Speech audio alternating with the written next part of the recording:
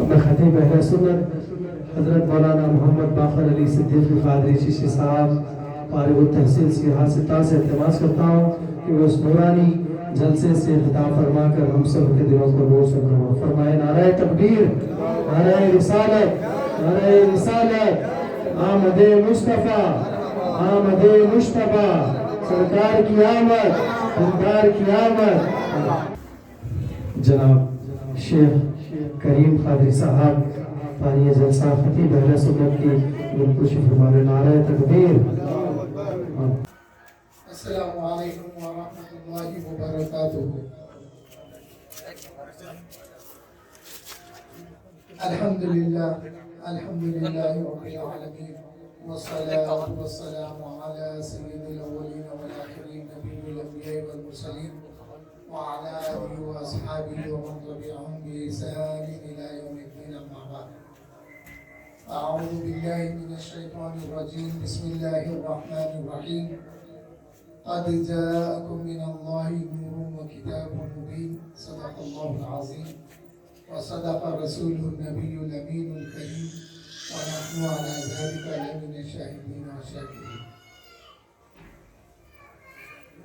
الحديث عن رسول الله صلى الله عليه وسلم: كنت نبيا وآدم بين الماء والطين، وكما قال عليه الصلاة والسلام۔ جہاں میں غل ہوا محبوب رب العالمین آیا، جہاں میں غل ہوا محبوب رب العالمین آیا، شہنشاہ دو عالم صاحب تاج و نگی آیا۔ حاضرین و سامعین، ابھی جس آیت کریمہ کا میں نے شرح تلاوت حاصل کیا ہے، اس میں اللہ جل شانہ فرماتے ہیں: قد جاءکم من اللہ نور و کتاب مبین۔ تحقیق کہ تمہارے پاس اللہ کی جانب سے نور اور ایک روشن کتاب آ گئی ہے۔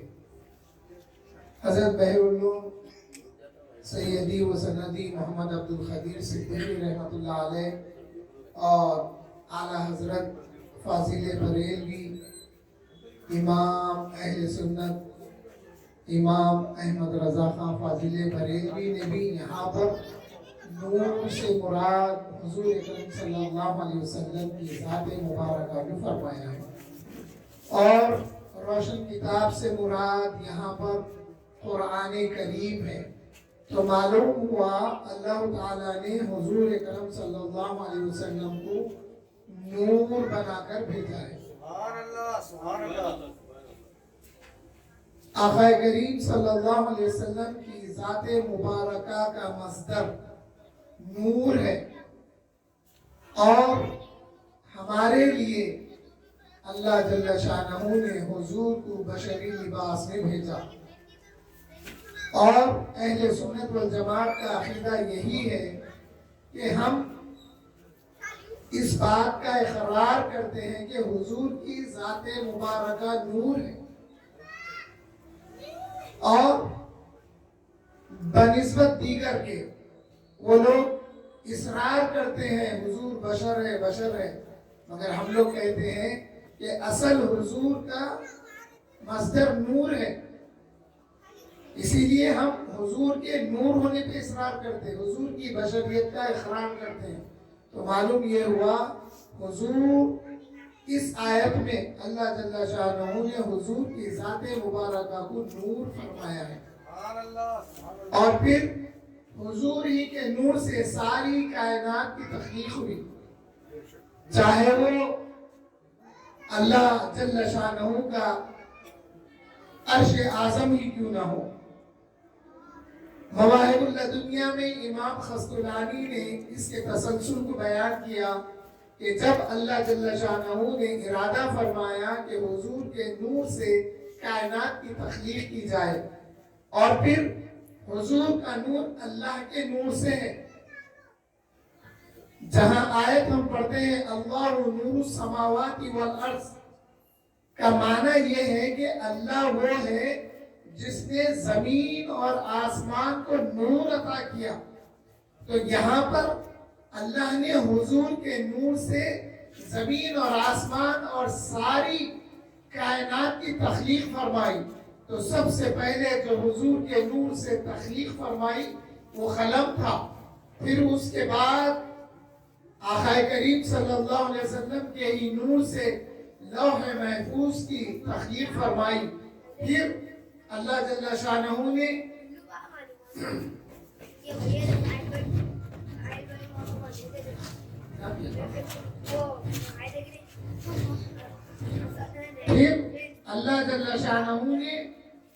حضور ہی کے نور سے عرش اعظم کو بنایا. پھر حضور ہی کے نور سے حاملین عرش جو فرشتے ہیں ان کی تخلیق ہوئی. پھر حضور ہی کے عرش سے جنت اور جہنم کو بنایا. پھر حضور ہی کے نور سے کرسی کو بنایا. پھر حضور ہی کے نور سے تمام ملائکہ کو بنایا. اور پھر حضور ہی کے نور سے اللہ نے مومنین کے دلوں میں ایک دوسرے کے لیے محبت رکھی.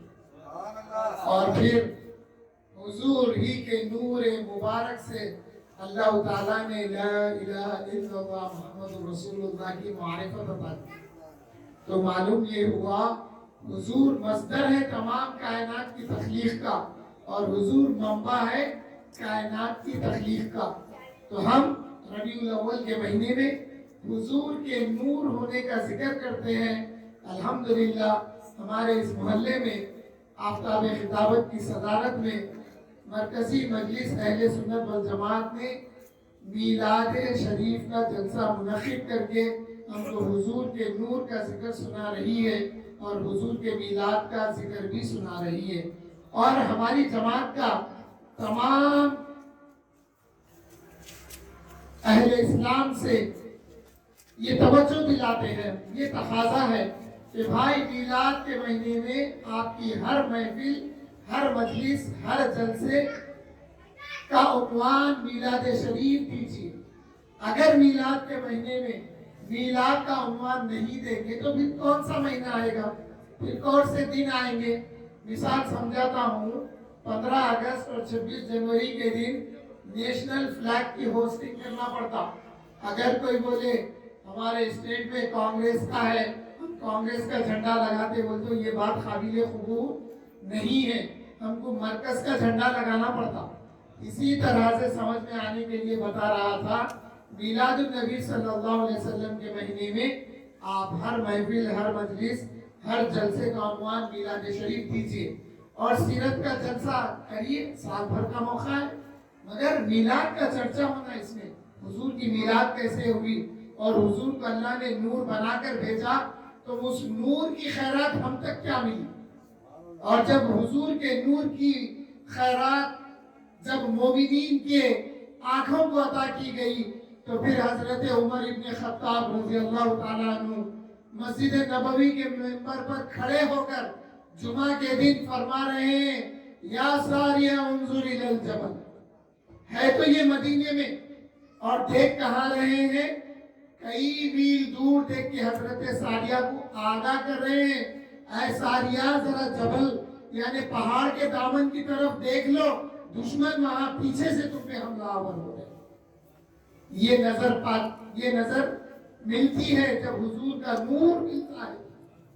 اللہ تعالیٰ نے ہمارے لیے حضور کے نور کی خیرات یہ عطا کی کہ حضور اکرم صلی اللہ علیہ وسلم نے امت کو دعا سکھائی کہ دعا کیا کرو, یا اللہ میری آنکھوں کو نور عطا کر, میری سماعت کو نور عطا کر, اور میرے منہ کو, میری زبان کو نور عطا کر, میری دائیں جانب نور عطا کر, بائیں جانب نور عطا کر, میرے آگے نور عطا کر, میرے پیچھے نور عطا کر, اور مجھے سراپا نور بنا دے. آقا کریم نے یہ دعا فرمائی ہے. تو اب امت اگر حضور کو منبع نور سمجھ کے یہ دعا کرتی ہے تو پھر اس نور کا فیض اس کو حاصل ہوتا. اگر اصل حضور نور اصل حضور ہے, اگر حضور کو نور نہیں مانے کوئی اور یہ دعا زندگی بھر پڑھتا رہے تو اس کو نور ملنے والا نہیں ہے. اور یہ نور دنیا میں بھی ملے گا, روز آخرت بھی ملے گا. جب کوئی صراط پر سے گزر ہوگا نا تو وہاں حضور کا یہ نور ملے گا. اس لیے اللہ تعالیٰ قرآن کریم میں دنیا میں ہی بتاتی ہے. قرآن کریم کی آیت ہے یوم یقول المنافقون والمنافقات للذین آمنوا. جو لوگ دنیا میں حضور کو نور نہیں مانتے ان کے لیے اللہ فرما رہا روز قیامت منافق مرد اور منافق عورتیں آپس میں یہ کہیں گی جب اہل ایمان آگے بڑھ جائیں گے تو قیامت کا منظر جن کو نور ہاتھ کی انگلی میں ملے گا وہ نور کبھی سلگے گا کبھی بجھے گا اور وہ حشر کا دن اندھیرا ہوگا. اب کل صراط پر سے گزرنا ہے. وہ اپنی انگلی کے نور کو دیکھے گا تھوڑا آگے بڑھے گا جیسے نور بجھ جائے گا وہ رک جائے گا. کسی کو اللہ تعالیٰ سیدھی جانب نور عطا کرے گا وہ چلتے رہیں گے.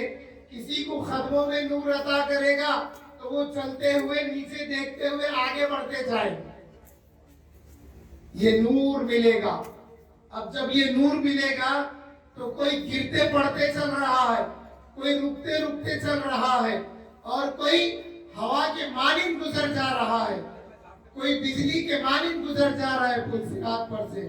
جب مومنین کی یہ صفت ہوگی تو منافقین کو بھی نور ملے گا, مگر جیسے ہی کچھ دور یہ آگے بڑھیں گے ان کے نور کو اللہ سلب کر لے گا. سلب کر لے گا تو اب یہ پریشان ہو جائیں گے, یہ اندھیرے میں ہو جائیں گے, مومنین آگے نور میں رہیں گے. تو اس موقع پہ منافقین پکار کے اہل ایمان کو کہیں گے. اللہ فرما رہے یوم یقول المنافقون والمنافقات للذین آمنوا انظرنا. منافق مرد اور منافق عورتیں روز قیامت مومنین سے کہیں گے جن کو نور ملا اور وہ پل صراط سے گزرنے کے لیے آگے بڑھ رہے ہیں, کیا کہیں گے؟ انظرنا نقتبس من نورکم.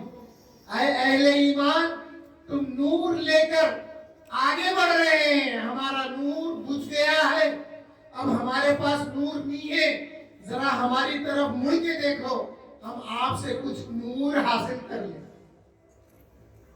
پھر اس موقف یعنی اس مقام پر مومنین کیا کہیں گے؟ ان سے کیا کہیں گے؟ دنیا میں کئی جلسے کر کے بلائے, آؤ حضور کے نور کا ذکر کر لیں گے. اللہ نے حضور کو منبع نور بنایا, حضور کی ذات مبارک کو اللہ نے نور بنایا ہے, آؤ اس جلسے میں شریک ہو کے حضور کے نور کا ذکر سنو. مگر کچھ ذہن ایسے تھے دنیا میں جو یہ کہتے تھے حضور نور نہیں ہے, حضور بشر ہے, بشر ہے, کہتے کہتے یہ مر گئے. تو روز قیامت جب اٹھے تو نور ان کو دیا گیا, ٹیسٹ کرو نور اندھیرے میں کیا ہوتا ہے. ان سے پوچھو جب لائٹ بند ہو جاتی ہے اندھیرے میں بچے بڑے گھبرا جاتے ہیں, ان سے پوچھو کہ روشنی کی قدر کیا ہے. اندھیرے والوں سے پوچھو روشنی کی قدر کیا ہے. جب ان کا نور سلب کر لیا جائے گا اب یہ پکار کر کہیں گے کہ اے اہل ایمان ہماری طرف مڑ کے دیکھو تاکہ ہم آپ سے نور حاصل کریں. تو پھر وہ کیا کہیں گے معلوم؟ اہل ایمان کہیں گے ارجعوا الی ورائکم. اب تم پیچھے کی طرف مڑ کے جاؤ, نور وہاں ملے گا. معلوم کیا ہوا؟ نور دنیا میں ملتا, یعنی نور کا عقیدہ دنیا میں رکھے, حضور کی بتائی ہوئی دعا کو پڑھے, حضور کو منبع نور سمجھ کے پڑھے تو روز قیامت نور ملے گا. وہ اہل ایمان کہیں گے پیچھے کی طرف جاؤ, نور تو وہاں تلاش کرو. اب کیا ہوگا؟ جب یہ کہیں گے تو پھر ان کے اور ان کے درمیان میں ایک نور کی دیوار حائل کر دی جائے گی. اب اس دیوار کو کیسا سمجھیں گے؟ اس دیوار کے ادھر اللہ کی رحمتیں ہیں اور ادھر اندھیرا ہے, پریشانیاں ہیں. اس کو سمجھنے کے لیے آسان بات ہے. آج کل ہمارے پاس گلاس کے میرر نہیں کہہ رہا ہوں, گلاس کے پارٹیشنز لگا رہے, دکانوں میں گلاس کے ڈورز لگا کے دیوار کو بند کر دیتے, دکان کے ایک سایہ کر دیتے, وال کی طرح لگا دیتے تاکہ اندر کی کولنگ باہر نہیں آنا. बाहर देखें तो सूरज की गर्मी, मौसम की गर्मी, सब कुछ है, मगर आप दुकान का डोर ओपन करके अंदर जाएंगे तो एसी की कूलिंग है वहां पे। अब ये देखने वाले को लग रहा अरे वो आईने की दीवार के अंदर जो है उन्हें कूलिंग में ठंडा बैठे हुआ है, उसको पसीना नहीं आ रहा, पसीना मेरे को आ रहा। तो अल्लाह ताला रोज़े क़यामत एक दीवार हायल कर देंगे। तो हाज़िरीन मोहतरम, ये जलसों में शरीक होइए, हुजूर के नूर के बारे में सुनिए और ये अकीदा मजबूत करिए कि हुजूर मंबए नूर है, हुजूर मस्दर है नूर का। बेशक अल्लाह ताला ने हुजूर को अपने नूर से बनाया, फिर हुजूर के नूर से सारी कायनात को बनाया गया है।